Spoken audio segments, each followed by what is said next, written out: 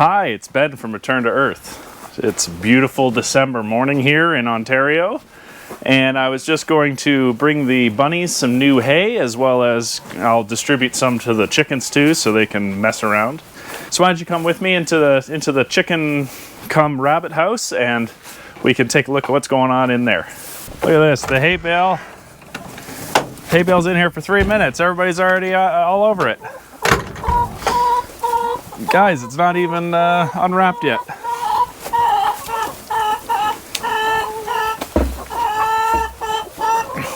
Here, we'll see how everybody's doing this morning. Hello, good morning. Oh, spooked you.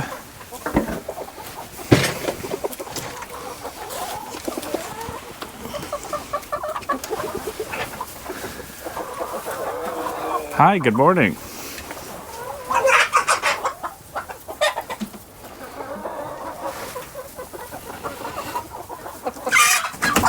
What the? You gonna be okay? You're a little more spazzy. Hello. Good morning.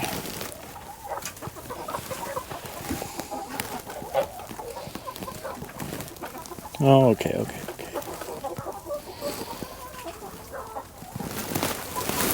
So this is a breeding pair we have. So that's a male, that's a female.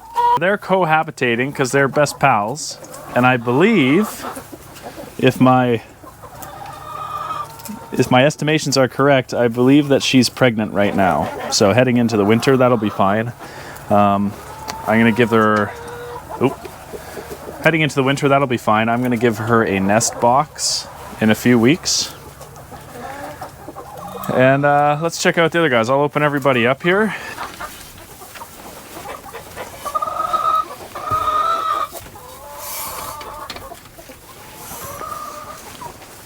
Guess I should just cut this off, eh? Not you all have pulled it out here somehow and ruined it.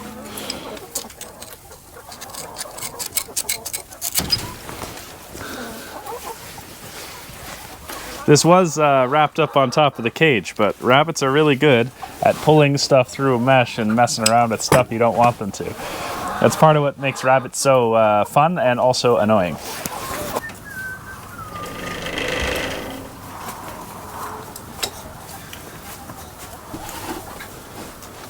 You're all right. Yeah. Here, watch it.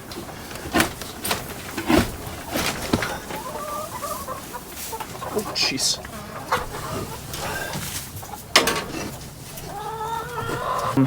Here, just, can you go next door here? Get out of here. Get out of here.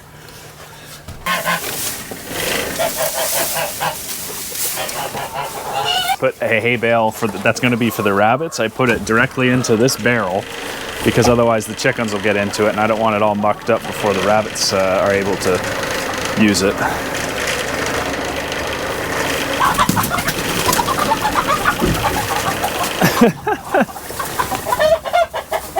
Oh, you spazzes.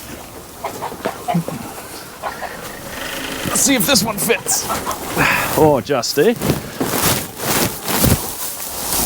Well, that works pretty good because the flakes of a square bale are going to be stacked now like this, so you can pull the individual pizza slices out. You can pull the individual pizza slices out of the barrel like a jar of Pringles. See?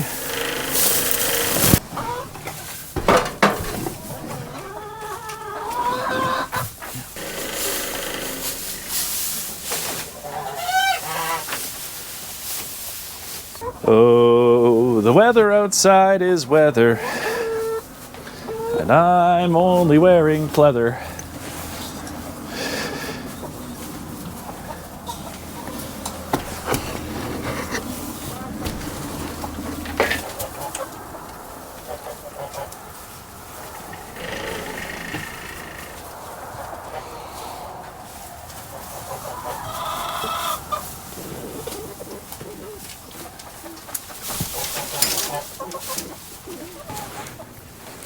So what I've opted to do here is I put about a quarter of a bale here in the last compartment of this cage, and they will pull the they'll end up pulling the hay all over the place as they muck about and make little nests and stuff. That'll give them something to do. Let's go over and check out, see how everyone else is doing. Probably gonna give you a bit more. What do you think? What do you think? Marble? Is that a good name for you? That's our teeny weeny male. He gets the job done though. And here's my killer rabbit.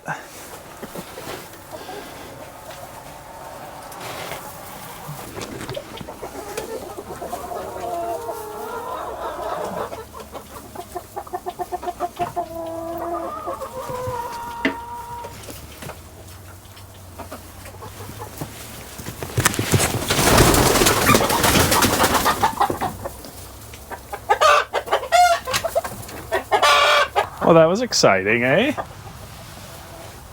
Hi, buddy. Oh, hey, big girl. Or big boy. Look at that big boy. Okay, let's go back. I'll close the door now so that no craziness happens.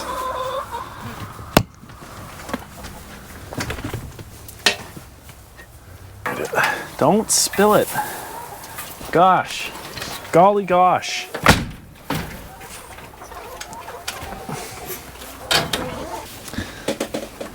Okay, so now that we've hung out with the rabbits for a bit, I wanted to talk about what it's like growing rabbits and some benefits and detriments. So here in Canada, in Ontario, I'm near Ottawa, and that means we get all the best things about an Ontario summer and winter.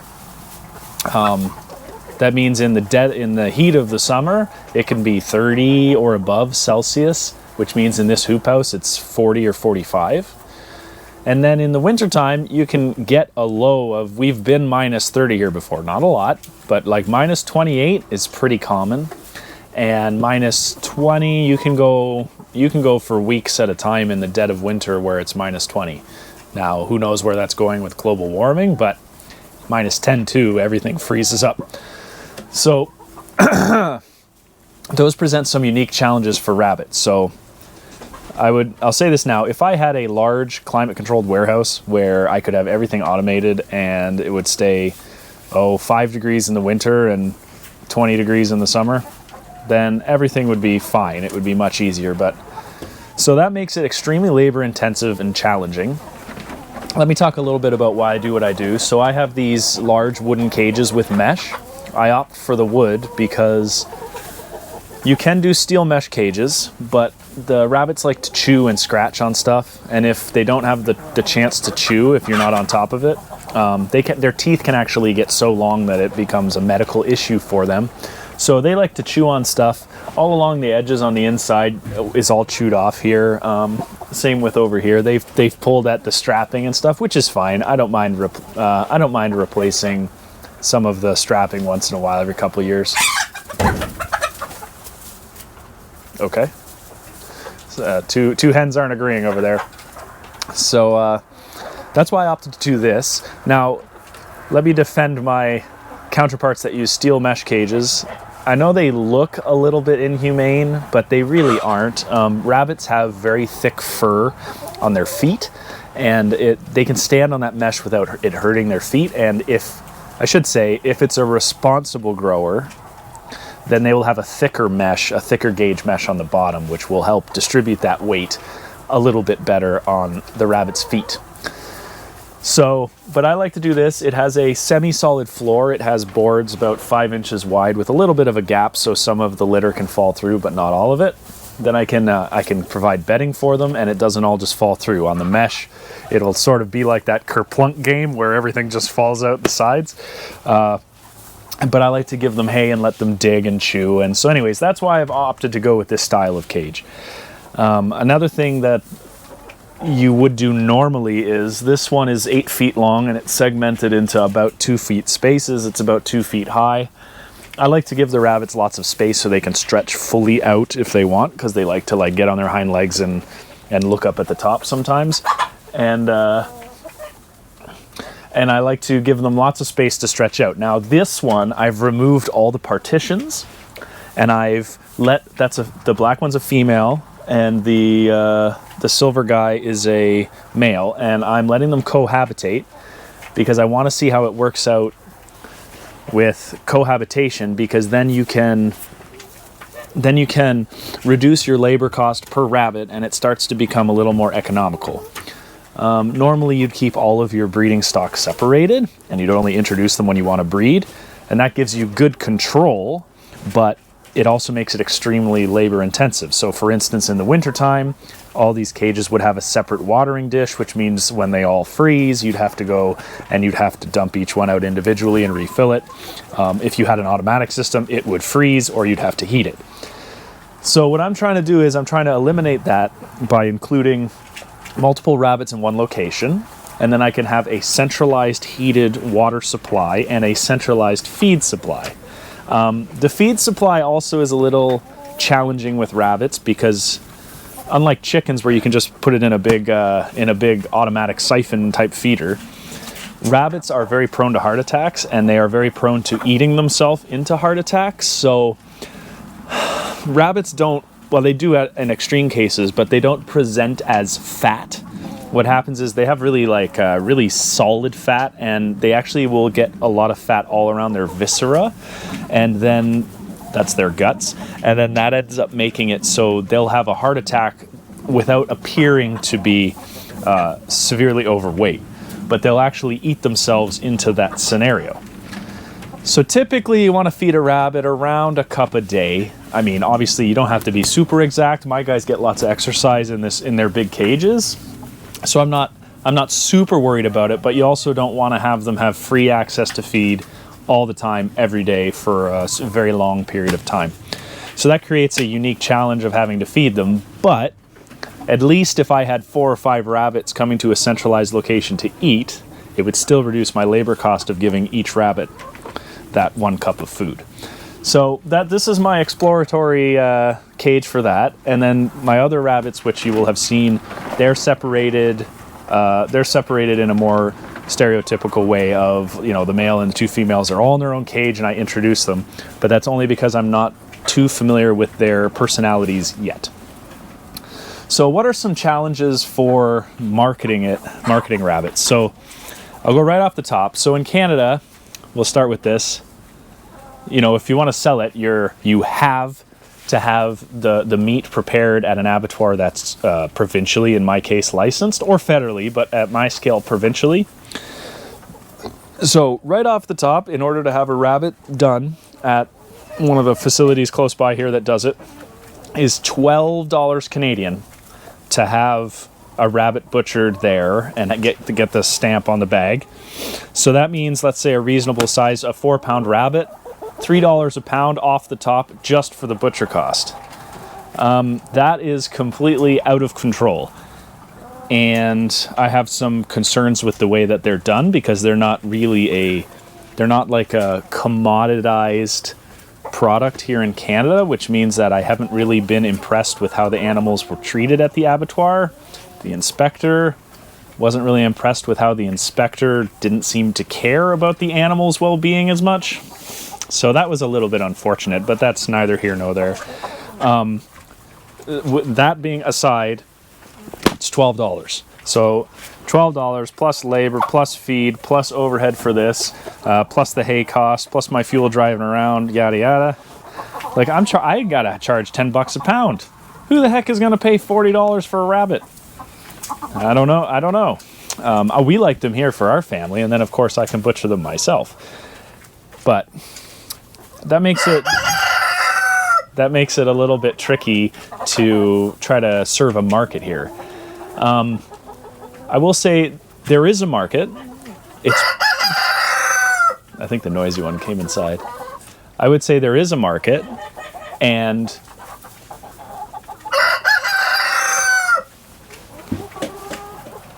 he did come inside. One sec.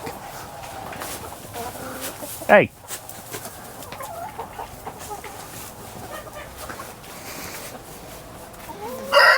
I'm gonna have to chase him outside.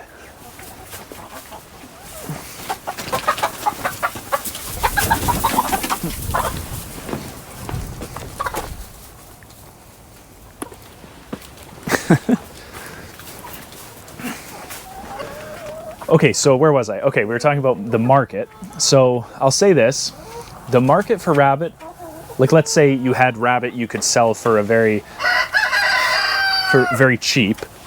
The rabbit for market is bigger than you would think. However, does that market translate when you have to charge $10 a pound? Not really. I've sold some here when I'm charging around $5 a pound. Let's just say I had to move some inventory or something, and that went fine. But you know, that's a non-starter if I'm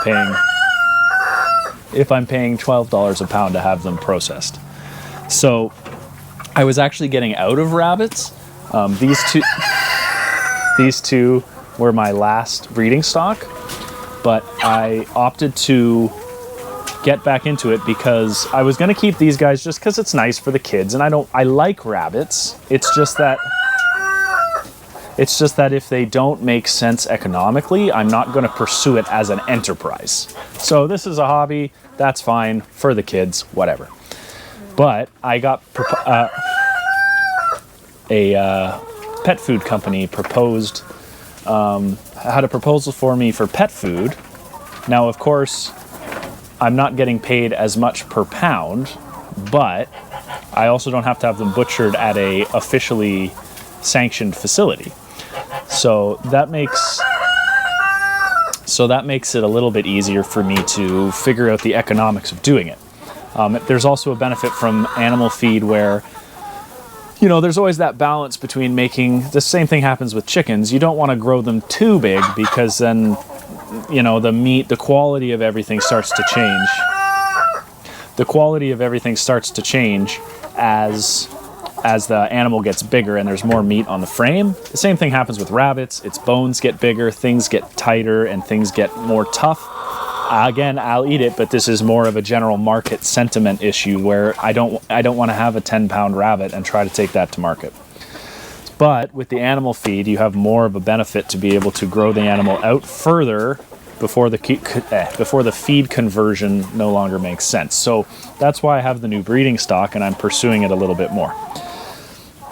So the two things that I'm going to do in order to see if I can do it and it would make the rabbits make sense is, one, I'm going to crunch the numbers on the animal food situation. I'm going to run it for a while and see how that goes. If I can pursue that to its end and it will make sense, then I will be happy to get back into rabbits.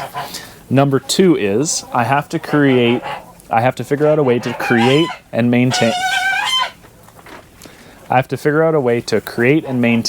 a communal cage situation. So this would be my fall, winter, early spring communal cage, and then I will build an outdoor system where I can continue to feed them hay and grass and cut-offs. During the summer, keep them low to the ground. They'll be able to survive during the very hot months. They can have their automated water during the summer, bring them back in here, and we can have a centralized feeding and a centralized heated water system. But without doing those two things, I don't really think rabbits will make sense as a full-time enterprise on the farm. Not like a ruminant animal does here in Canada. You'll notice out west where it's very cold, it's big time into ruminants and cattle and stuff. So what's the too long didn't watch? So the pros and the cons are, the pros are that I like growing them. I like having rabbits. They make great manure. I like eating them. And my family likes eating them. But on the surface, the detriments outweigh the benefits. So, you know, they're very difficult to keep alive during our climate with the hot winters and the cold summers. The hot summers and the cold winters. The other way would be great. So that makes everything very labor intensive. To raise them in a traditional way,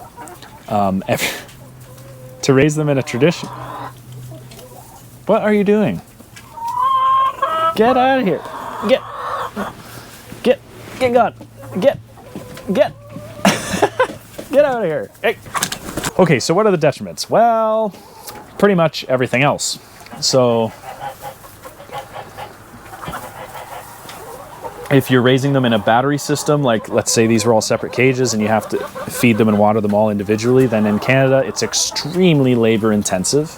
Again, unless you have that climate controlled area to put them in. The abattoir costs are prohibitive. The market is a little bit niche, And yeah, from a strictly business perspective, without this animal food avenue, I really can't see rabbits working here. So a couple things I'm trying to do to alleviate. Are you just talking to yourself? Like the pet food avenue, I think the animal food avenue from a money perspective, of course I haven't run the numbers completely yet because I'm not done my first batch, but I think it's going to make sense. And then on top of that, I can stack the human food. I can stack the human food enterprise with the animal food enterprise, and then that niche market I can still serve because I enjoy growing rabbits. But it's a bit of a sell to go out and be like, you know, here's a niche market and I have to sell to it at an extreme price. That's a very tricky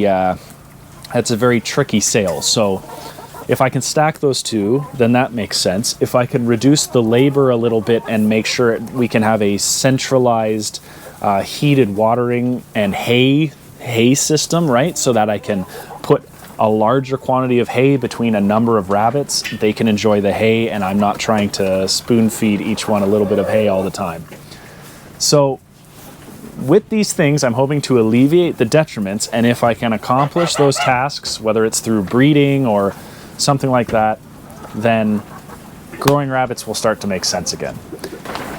All right, so that's my little rant about growing rabbits in Ontario. If you liked it, why don't you like and subscribe here at RT Farm, and yeah, if I don't see you around, I'll see you square.